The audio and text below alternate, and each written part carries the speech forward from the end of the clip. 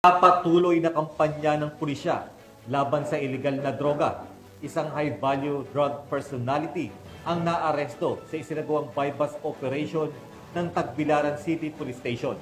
Ang operasyon ay nagresulta sa pagkakasamsam ng mahigit 300,000 pisong halaga ng hinihinalang shabu.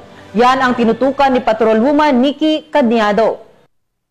Arestado ang isang high-value drug personality matapos itong mahulihan ng tinatayang 340K halaga ng hinihinalang shabu sa ikinasang buy-bust operation ng mga operatiba ng Tagbilaran City Police Station sa Simbit Street, Purok 1, Barangay Dao, Tagbilaran City, Bohol, nitong Oktubre 14 taong kasalukuyan, bandang alas 9:36 ng gabi.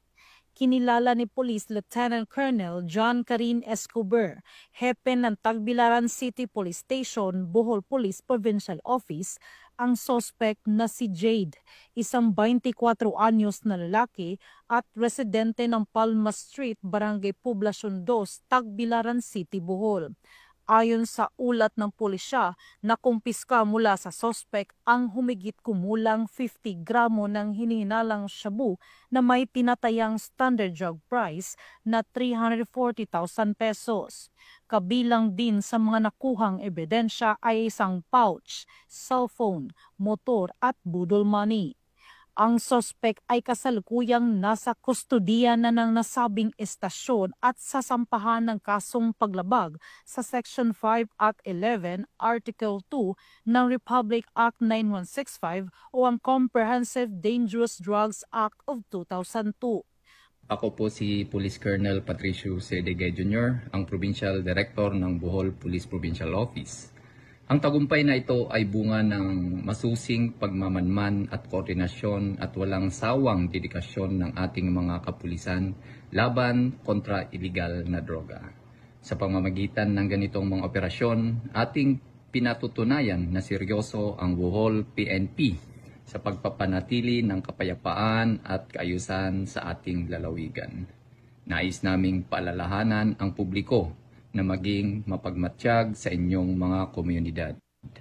Kung may nalalaman kayong kahina-hinalang aktibidad o mga personalidad na sangkot sa illegal na droga, huwag mag-atubiling makipag-ugnayan sa pinakamalapit na himpilan ng pulisya o sa pamamagitan ng aming hotline numbers. Ang inyong pakikipagtulungan ay napakahalaga upang tuluyan masugpo ang banta ng illegal na droga sa ating mga kabataan at komunidad. Patuloy nating ipagmalaki ang ating kooperasyon sa PNP. Sama-sama nating itaguyod ang bagong Pilipinas na payapa, ligtas at malaya sa droga. Maraming salamat at mabuhay ang mga Boholano. Patuloy naman ang panawagan ng kapulisan sa publiko na iwasan ang anumang uri ng iligal na droga at agad ipagbigay alam sa pinakamalapit na himpilan ng pulis ang anumang impormasyon ukol sa iligal na aktibidad. Mula dito sa Bohol Police Provincial Office, ako yung Police News Network Correspondent, Patrolwoman Nikki Cañedo, alagad ng batas, tagataguyod ng balitang pulis.